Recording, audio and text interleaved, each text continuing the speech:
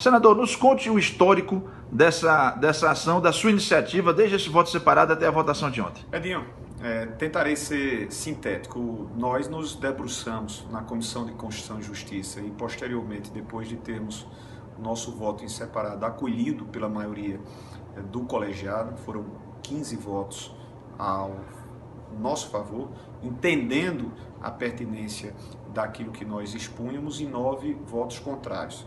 Vem ao plenário e nós fizemos essa defesa. Os PDLs, que são projetos de decretos legislativos, foram em número de 6. E todos eles dirigiam-se aos decretos presidenciais para as suas respectivas sustações, ou seja, revogações, com um ponto crucial: a demonstrar a inconstitucionalidade do Poder Executivo, no caso do Palácio do Planalto, do Presidente da República, que editou esses decretos, extrapolando, mudando, alterando por completo a lei, o Estatuto do Desarmamento de 2003. Você me perguntava ontem, antes da conclusão desta votação, na qual o Senado defendeu, acolheu e decidiu pela sustação dos decretos. Eu dizia a você, o conteúdo deve ser discutido, pode ser discutido. A forma, a maneira, o instrumento utilizado pelo presidente da República foi o incorreto, frontalmente incorreto, inconstitucional. Decreto não muda lei. O que muda lei é uma outra lei. Caberia tão somente ao presidente da República, tratando sobre o assunto, que podemos tratar, não há nenhum preconceito sobre posse e sobre portes de armas, fazê-lo por meio de uma proposta legislativa ordinária. Da mesma forma como ele fez em relação às mudanças de previsões do Código de Trânsito, ou fez alguns destes pontos absurdos, como por exemplo a não mais obrigatoriedade do uso da cadeirinha protetora à incolumidade física das crianças. Mas fez, vai ser debatido pela Câmara, depois vem ser debatido no Senado, porque ele não fez da mesma forma, da mesma maneira, constitucionalmente prevista. E o Senado disse não.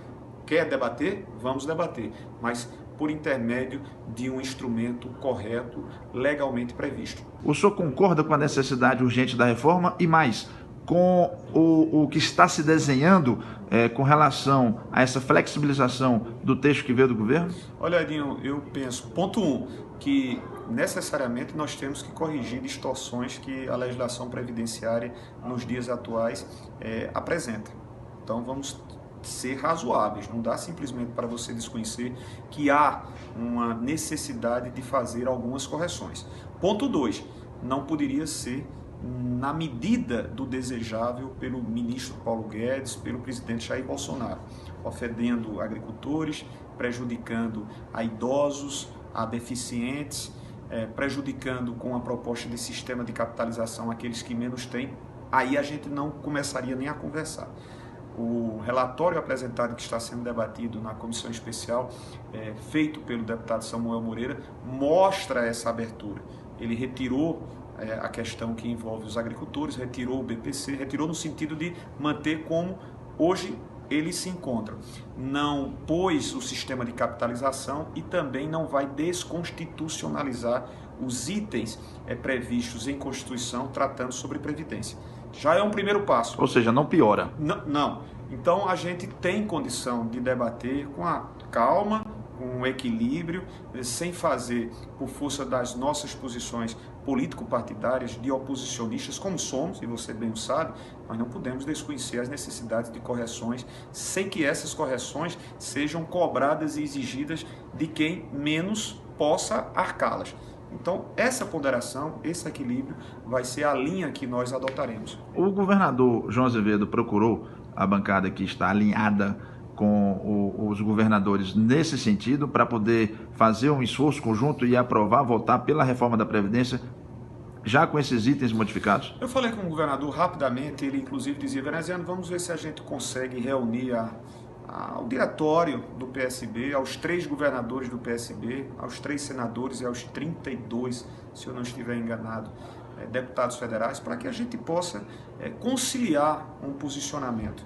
Isso fez-me conversar com o deputado Alessandro Molon, Não sei se para a próxima semana, tendo em vista as celebrações juninas e muitos deputados, entre os quais eu próprio vou a Paraíba e voltarei, porque tenho sessão na CCJ, mas acredito eu que na primeira semana de julho, antes mesmo da votação na comissão especial, nós possamos reunir o PSB e ter uma convergência dos pontos que precisam ser efetivamente modificados e daqueles que precisam ser efetivamente defendidos.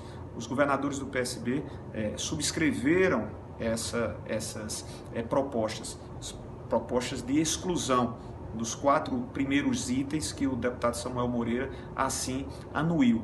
E tem outras questões que podem ser também trabalhadas e defendidas. Entre elas a transição de idade para os servidores públicos antes de 2003 e 2013? Exatamente. Uma que possa ser mais gradual, mais lenta. Uma outra questão que envolve aos professores.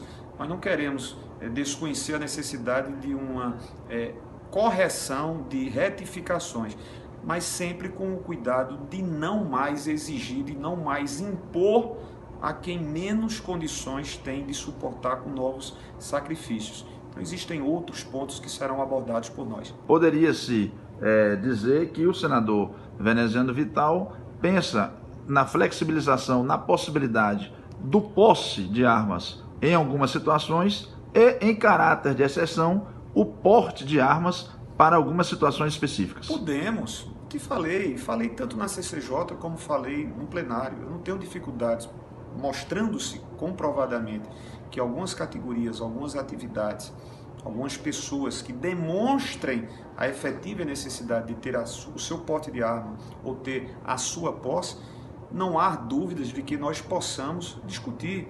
Os colecionadores, aqueles que fazem parte de grupos de tiro, os desportistas, enfim, caçadores, mas tudo com limite.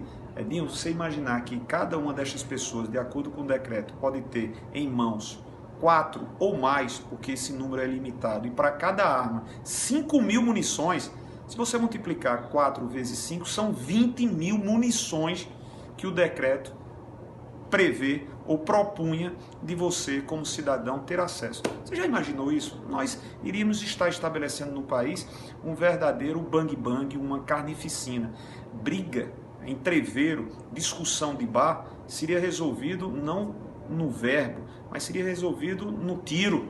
Na bala. Na bala. Discussão de trânsito, nós já vimos isso. Não são poucos os casos onde pessoas são mortas por discussões banais no trânsito.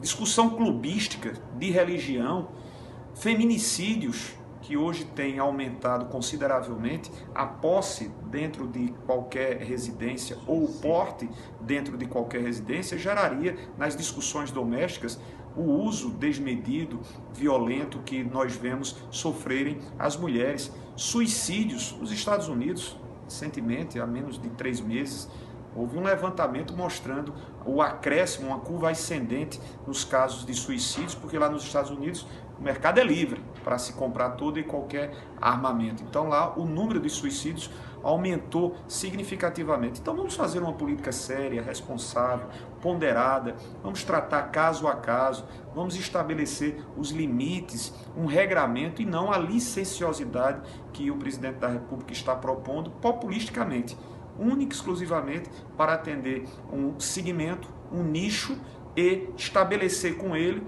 um grupo que conteste àqueles que não convergem com ele. E não é dessa forma que se governa. Através de um instrumento legalmente previsto, o Congresso volte a debater essa questão do porte da posse de armas, regulamentando estatutos de armamento? Pode, Edinho, até em face, historicamente, nós tivemos aqui discussões em torno do porte de arma para agentes portuários.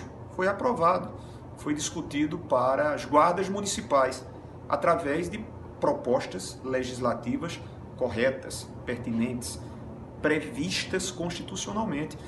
Nem o Senado, nem o Congresso, como todo, Senado e Câmara, tem indisposição para tratar todo e qualquer assunto. Mas de que forma? De forma, primeiro, constitucionalmente prevista, legalmente atendendo a essas exigências e com equilíbrio, moderação, que temas dessa natureza nós estamos falando sobre um tema muito sensível. Não se faz política de segurança pública fazendo o discurso populista fácil de dizer, olha, vamos armar. O presidente da República está dizendo, com outras palavras, olha, o Estado brasileiro não tem mais responsabilidade para com a segurança pública. Nós vamos entregar a possibilidade, a condição de você comprar a sua arma e de fazer a sua autodefesa. Isso é inadmissível. O Estado não pode abdicar da sua obrigação, não pode renunciar à sua obrigação de fazer políticas públicas de segurança, investir concurso público, armamento, inteligência, parceria, interação com os estados, políticas sociais, e nós estamos prontos para fazer esse debate. Algumas categorias, alguns segmentos, algumas pessoas, elas não deixarão de ter a oportunidade e a possibilidade previstas em lei de poder ter a sua posse. Se fala sobre os agricultores, sem problema nenhum. A posse para o agricultor é defensável e nós também defendemos. Mas imagina, Edinho, uma das categorias ou um dos segmentos a ter direito ao porte de arma, os agentes políticos. Todos os vereadores, senadores, deputados, enfim, mais de 80 mil pessoas podem ter acesso a um porte de arma. Você já imaginou isso? Pelo decreto presidencial. Pelo decreto presidencial, que ainda está vigendo. Você sabe que só vai deixar, e não sei se efetivamente deixará de viger, se a Câmara dos Deputados aprovar ou mantiver. Então, agentes públicos inativos. Você já imaginou quantos milhares e milhares de agentes públicos inativos tendo a possibilidade de ter um porte de arma? A previsão, de forma, vamos dizer assim, grosseira, me desculpe, algo em torno de 15 a 20 milhões de pessoas poderiam ter acesso ao porte de arma. Então é muito delicado, esse debate não pode ser feito com os arroubos populistas que o presidente demonstra.